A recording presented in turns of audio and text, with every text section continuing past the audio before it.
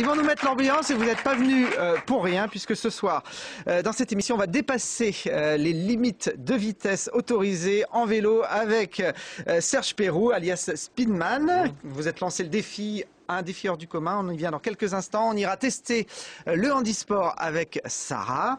Vous verrez que c'est pas si facile que ça de se mettre à la place des handicapés. Pour les plus jeunes, Sophie nous a préparé quelques idées originales pour fêter un anniversaire. Et puis on fera la connaissance d'un jeune magicien grenoblois tout à l'heure dans la deuxième partie de Faites comme chez vous. On démarre sur les chapeaux de roue, j'allais dire, avec Serge et Bernard qui est le mécano de ce projet un petit peu fou. Serge, vous vivez en Isère et votre passion, c'est la vitesse. C'est la vitesse depuis de nombreuses années. C'était sur des skis avant. J'ai fait carrière dans le ski de vitesse pendant 15 ans et maintenant je me suis lancé un autre défi, mais cette fois sur un vélo. Ouais, dépasser les 200 km/h sur un vélo, quand on sait que les meilleurs cyclistes professionnels vont à 70 km/h dans des sprints, on se dit que c'est pas possible. Non, bien sûr, quand on voit cette image-là, on dit que c'est pas possible. Maintenant, c'est dans un contexte un peu particulier. Je suis tombé sur un livre un jour d'un homme qui s'appelle Monsieur José Meffray. Et il avait une conception un peu spéciale Oui, voilà, j'ai amené le livre d'ailleurs. On voit le vélo de ce monsieur, vélo des années 60. Une conception un peu spéciale, c'est-à-dire qu'il utilisait un développement hors norme. Vous voyez la taille du pédalier, il avait 130 dents à l'époque, donc c'est carrément énorme. Je crois qu'il développait pas loin de 30 mètres par tour de pédale, c'est quelque chose d'énorme. Et ajouté à ça, je fais comme lui, je roule à l'abri du vent, c'est-à-dire à l'arrière d'un véhicule. Alors ce monsieur dans les années 60 a passé la barre des 200 km/h sur ce vélo qu'on vient de voir. Son bouquin, c'est Mes rendez-vous avec la mort. C'est sympa comme titre. Ouais, ça c'est sympa. Pour se motiver. Voilà, quoi. Mais je pense que c'est peut-être plus le fait de vouloir vendre le livre à l'époque, peut-être que ça attire l'œil. Encore de nos jours, je pense que ça peut intéresser les gens, mais c'est vrai que c'était un vrai passionné. Il a fait ça pendant 11 ans. Il est arrivé à son record, à 204 km/h. Mais il a consacré sa vie à ça et vraiment, je le recommande, ce livre. Il y a beaucoup de choses. C'était considéré à l'époque, ce record, comme l'événement sportif de l'année en France. C'était une vraie vedette nationale, José Meffray. Aujourd'hui, vous faites ça un peu plus dans l'anonymat qu'à l'époque, mais vous avez à peu près les mêmes outils, notamment ce vélo. Bernard, je vais vous laisser nous expliquer la particularité de ce vélo. On a un pignon, un pédalier hors norme. Le pédalier, lui, l'avantage qu'il a, c'est qu'il a dedans un train piscicudal. Alors décalez-vous un tout petit peu, Bernard, pour qu'on puisse également voir le pédalier. Donc le pédalier a un train piscicudal qui permet de surmultiplier le mouvement. C'est-à-dire qu'il a un plateau de 90 dents, c'est comme s'il avait un plateau de 130 dents. D'accord. Voilà. Ce concept-là, c'est du fait main, c'est vous qui avez imaginé? Il a été conçu, oui, tout à fait, par moi, et tout a été réalisé en Rhône-Alpes. Combien de temps vous avez mis pour... Ça fait 5 ans. Les 92 dents, ça permet d'entraîner, donc 130 avec le petit système, la magique. On ne va pas rentrer dans le détail technique, mais ça permet théoriquement d'aller jusqu'à quelle vitesse? Tel qu'on l'a conçu là, il peut dépasser les 215-220 km/h. Et le reste du vélo? Ça tiendra. Ça tiendra. Il n'y a aucun problème là-dessus. Je fais confiance à Serge et au concepteur en même temps du vélo, mais il n'y a pas de problème là-dessus. Bon. Alors, il faut un vélo un peu particulier. Vous l'avez, Serge. Il faut également donc une méthode pour couper le vent. Et on va vous voir à l'entraînement. Cette méthode, c'est donc de prendre l'abri derrière une voiture. Voilà, donc ça, c'est des essais qu'on avait fait sur une autoroute fermée. On a eu les autorisations, une autoroute qui était en fin de construction. Donc, comme vous pouvez le voir, là, donc c'est filmé de l'intérieur du véhicule. Le coffre du véhicule est ouvert. C'est pour ça que vous avez une barre devant en fait qui tient simplement le coffre ouvert. Et je roule au plus près du véhicule, environ 5-10 cm. Voilà, là c'est des images où je pense que je suis déjà facilement 130-140 km/h. Et je roule à 5-10 cm. Donc c'est à moi de gérer l'écart avec le véhicule. Plus je colle le véhicule, plus je serai à l'abri. Plus vous allez vite, mais plus également vous risquez la chute. C'est une synchronisation avec le conducteur. C'est énorme, il y a beaucoup de travail avec le pilote, donc avec Stéphane qui n'a pas pu venir aujourd'hui parmi nous. Mais voilà, c'est un travail vraiment énorme de synchronisation. On se parle par radio, sur le casque, on a la radio, au cas où, bien entendu, il y a un souci. Et surtout quand on arrive en zone de décélération, pour qu'on commence à décélérer en même temps, qu'il n'y ait pas de risque d'impact dans la voiture. Vous êtes capable de tenir combien de temps à cette vitesse?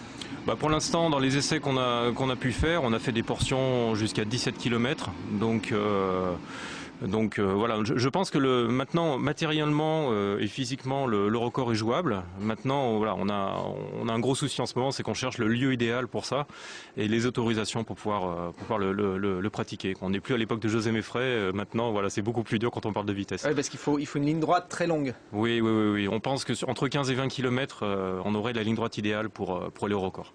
Il y en a beaucoup des lignes droites longues, mais il y a plein de ronds-points maintenant. Ça peut être un petit peu embêtant, j'imagine. Les ronds-points, les dodanes et tout ça, c'est... Ça passe pas à 200 à l'heure, vous pouvez pas passer... C'est assez compliqué, oui. Les voies ferrées, les choses comme ça, on va peut-être éviter. Ouais.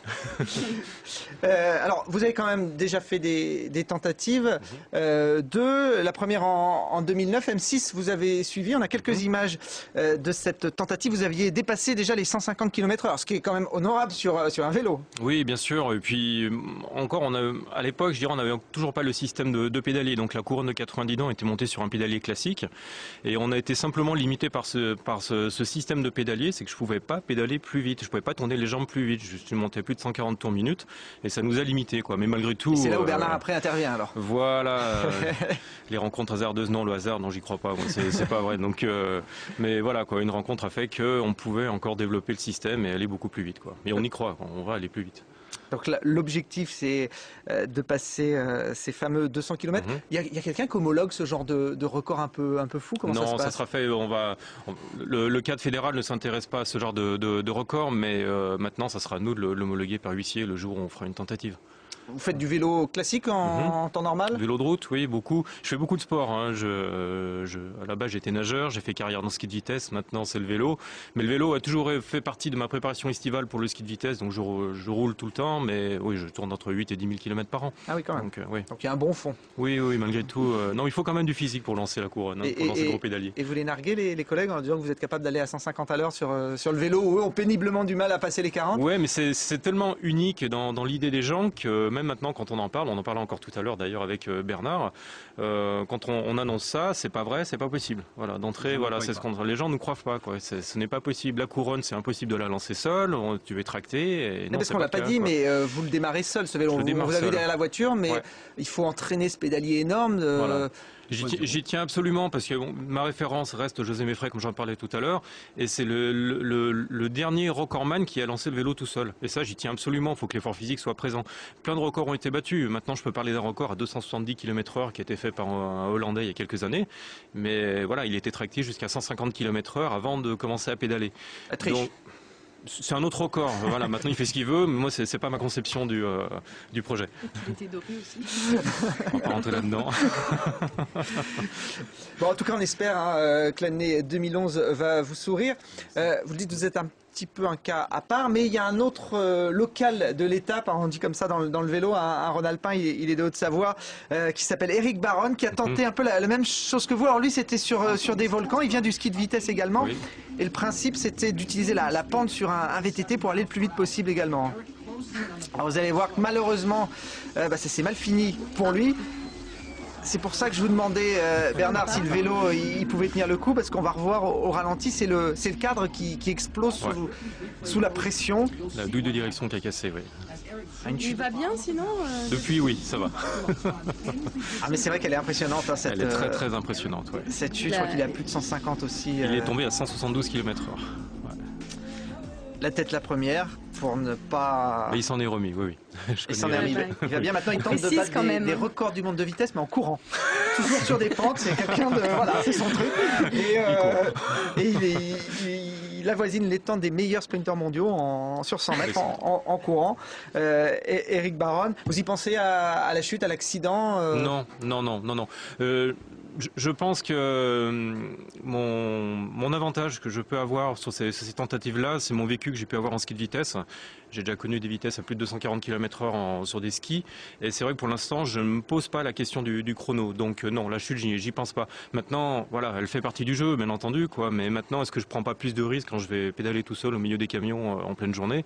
Je sais pas. Donc là, on essaie de tout maîtriser au maximum. Maintenant, j'espère que ça se passera au mieux tout le temps, quoi. Mais Mais j'y pense pas, non. J'ai pas peur de la chute. Quoi. Bon. Non. Serge, je vous donne rendez-vous sur ce plateau dès que vous aurez fait une nouvelle tentative. Même si vous êtes passé par la barre des 200, on vous accueillera avec plaisir pour nous raconter cet exploit et voir si le pédalier de Bernard peut encore évoluer ou peut encore rajouter quelques dents ou pas. C'est fait. C'est fait. D'accord. L'évolution est faite. Bon, c'est bien. Il faut vous entraîner pour que les cuisses soient costauds. Vous restez avec nous. On va rester dans le sport avec la rubrique de Sarah.